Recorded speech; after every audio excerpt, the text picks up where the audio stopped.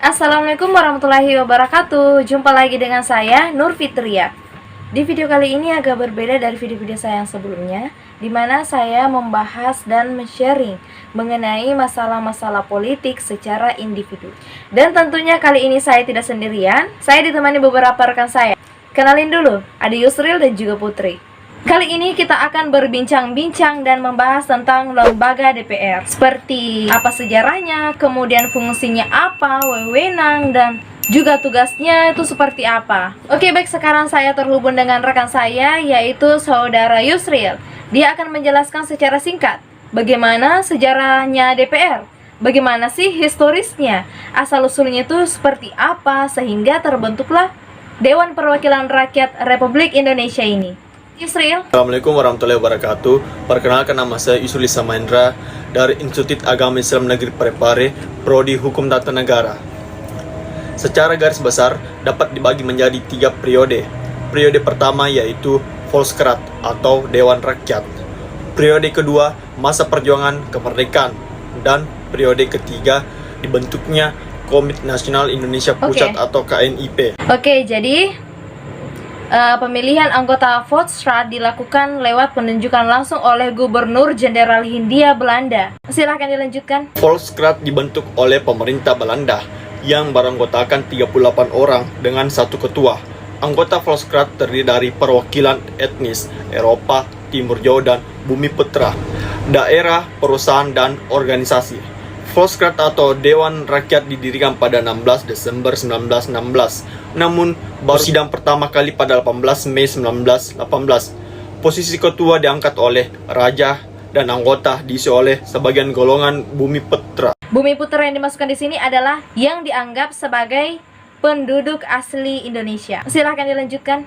18 Maret 1942, Belanda mengakhiri masa penjajahan dari Belanda kepada Jepang, yang mengakibatkan keberadaan Volkskrad atau Dewan Rakyat ini secara otomatis tidak diakui lagi, dan bangsa Indonesia memasuki masa perjuangan kemerdekaan. Oke, jadi sebenarnya meski Volkskrad dianggap tidak memberikan manfaat terhadap usaha untuk mencapai kemerdekaan, namun sebagian tokoh pergerakan memanfaatkan Volkskrad ini sebagai alat perjuangan. Nah, jadi sejarahnya DPR Republik Indonesia ini dimulai sejak dibentuknya Komite Nasional Indonesia Pusat. Komite Nasional Indonesia Pusat ini diresmikan pada tanggal 29 Agustus 1945 setelah ditetapkan oleh PPKI pada 22 Agustus 1945. Komite Nasional Indonesia Pusat ini diresmikan di Gedung Kesenian Pasar Baru, Jakarta, sekaligus penyusunan pimpinan Komite Nasional Indonesia Pusat pada tanggal 29 Agustus 1945 dan dijadikan sebagai tanggal dan hari lahirnya Dewan Perwakilan Rakyat Republik Indonesia. Komite Nasional Indonesia Pusat ini diakui sebagai cikal bakal badan legislatif di Indonesia. Komite Nasional Indonesia Pusat dibentuk untuk membantu tugas Presiden sebelum terbentuknya MPR, DPR, dan DPA. Oke, terima kasih dari penjelasan Saudara Yusril tentang bagaimana sejarahnya Dewan Perwakilan Rakyat Republik Indonesia. Setelah kita tahu bagaimana sejarahnya DPR, bagaimana historisnya, bagaimana asal-usulnya, tentunya juga kita perlu tahu apa fungsinya. Tugas DPR itu seperti apa dan wewenangnya itu juga seperti apa. Nah, jadi tugas dan fungsi DPR itu sangat-sangat penting bagi negara kita sebagai pengemban amanat rakyat. Dewan Perwakilan Rakyat mempunyai 3 fungsi pokok, yaitu legislasi, anggaran, dan juga pengawasan. Nah, ketiga fungsi tersebut harus dilaksanakan dalam rangka representasi atau kinerja yang mengedepankan kepentingan rakyat berdasarkan aspirasi masyarakat. Oke, sekarang saya masih ke Saudara Yusril. Dia akan menjelaskan apa fungsi legislasi dan juga apa tugas dan wewenang DPR. Silahkan Saudara Yusril. Fungsi pokok yang pertama adalah legislasi. DPR mempunyai tugas dan wewenang, yaitu pertama, menyusun dan menetapkan prolegnas bersama dengan pemerintah, dan kedua, menyusun dan membahas rencana undang-undang RU, dan ketiga, menerima rancangan undang-undang yang diajukan oleh DPD atau Dewan Perwakilan Daerah. Keempat, membahas rencana undang-undang atau RU yang diusulkan oleh Presiden ataupun DPD. Kelima, menetapkan undang-undang bersama Presiden. Dan yang terakhir, 6. Menyetujui atau tidak menyetujui peraturan pemerintah pengganti undang-undang yang diajukan Presiden untuk ditetapkan menjadi undang-undang. Oke, baik, sempat tadi disinggung prolegnas ya. Jadi artinya prolegnas itu adalah program legislasi nasional.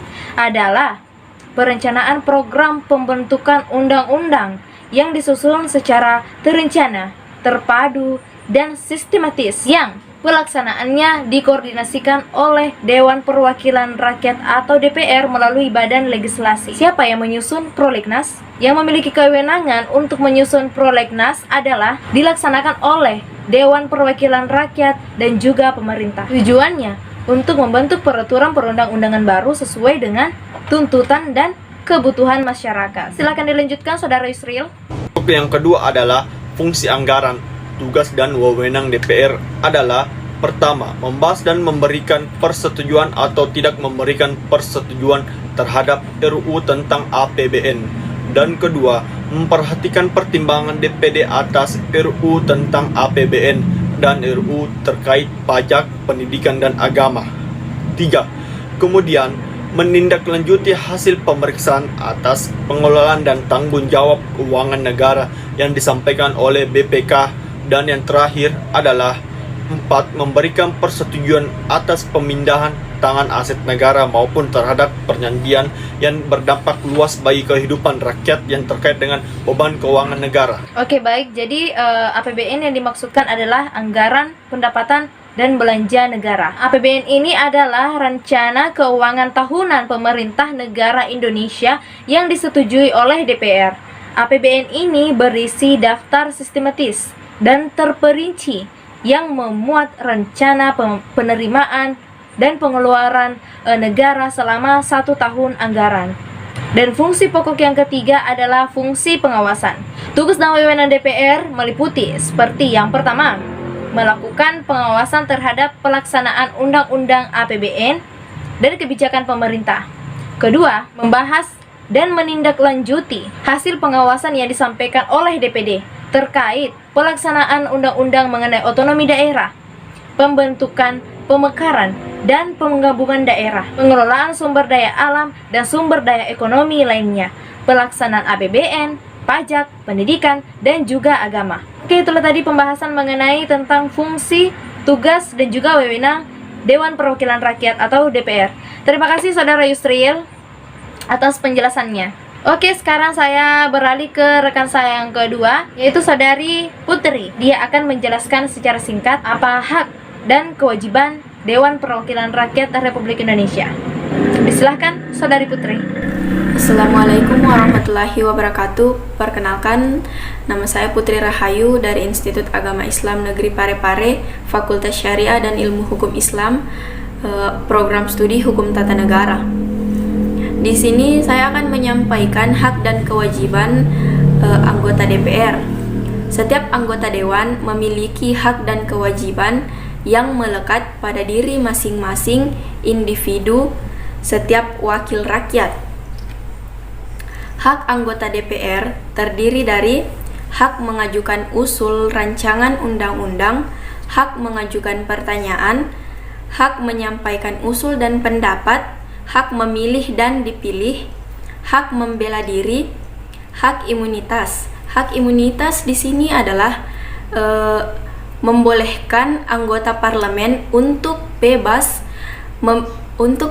berbicara dan mengekspresikan pendapat mereka tentang keadaan politik tertentu. Selanjutnya, hak protokoler. Hak protokoler adalah hak anggota DPR untuk memperoleh penghormatan berkenaan dengan jabatannya, baik dalam acara kenegaraan, dalam acara resmi, maupun dalam melaksanakan tugasnya. Selanjutnya, hak anggota DPR adalah hak keuangan dan administratif, hak pengawasan, hak mengusulkan dan memperjuangkan program pembangunan dapil, dan hak melakukan sosialisasi undang-undang. Selanjutnya, kewajiban anggota DPR. Kewajiban anggota DPR adalah memegang teguh dan mengamalkan Pancasila, melaksanakan Undang-Undang Dasar Negara Republik Indonesia tahun 1945 dan menaati ketentuan peraturan perundang-undangan, mempertahankan dan memelihara kerukunan nasional dan keutuhan Negara Kesatuan Republik Indonesia, mendahulukan kepentingan negara di atas kepentingan pribadi, golongan, maupun kelompok. Selanjutnya, memperjuangkan peningkatan kesejahteraan rakyat, menaati prinsip demokrasi dalam penyelenggaraan pemerintahan negara, menaati tata tertib dan kode etik, menjaga etika dan norma dalam hubungan kerja dengan lembaga lain, menyerap dan menghimpun aspirasi konstituen melalui kunjungan kerja secara berkala, menampung dan menindaklanjuti aspirasi dan pengaduan masyarakat, dan yang terakhir, memberikan pertanggungjawaban secara moral dan politis kepada konstituen di daerah pemilihannya. Sekian dari saya. Wassalamualaikum warahmatullahi wabarakatuh. Oke, jadi hak perwakilan rakyat adalah dalam menjalankan tugas dan fungsinya, khususnya terkait fungsi pengawasan. DPR dibekali 3 hal, yakni yang pertama adalah hak interpelasi, adalah fungsi DPR untuk meminta keterangan kepada pemerintah mengenai kebijakan pemerintah. Kemudian yang kedua adalah hak angket, disebut juga sebagai hak penyelidikan. Hak ini memang hanya dimiliki oleh DPR untuk menyelidiki sesuatu yang terkait dengan hal-hal yang berkaitan dengan masalah keuangan yang menjadi kebijakan pemerintah. Dan yang ketiga adalah hak menyatakan pendapat. Pertama, kebijakan pemerintah atau mengenai kejadian luar biasa yang terjadi di tanah air atau di dunia internasional. Kedua, tidak lanjut pelaksanaan hak interpelasi dan hak angket. Ketiga, dugaan bahwa presiden dan wakil presiden melakukan pelanggaran hukum, baik berupa pengkhianatan terhadap negara, korupsi, penyuapan, tindak pidana berat lainnya maupun tercela, dan presiden wakil presiden tidak lagi memenuhi syarat sebagai presiden dan juga wakil presiden. Itulah tadi penjelasan tentang hak dan kewajiban DPR. Terima kasih Saudari Putri yang telah menjelaskan secara singkat apa hak dan kewajiban Dewan Perwakilan Rakyat Republik Indonesia. Terima kasih kepada rekan-rekan saya, yaitu Saudara Yusra dan juga Saudari Putri yang telah meluangkan waktunya untuk berbincang-bincang dengan saya terkait dengan lembaga DPR atau Dewan Perwakilan Rakyat. Nah, itulah tadi perbincangan dan pembahasan kita di video kali ini. Semoga bermanfaat bagi teman-teman. Apabila ada salah kata atau salah pengucapan, kami minta maaf, karena kami hanyalah manusia biasa yang tak luput dari kesalahan. Sekian video dari kami. Wassalamualaikum warahmatullahi wabarakatuh.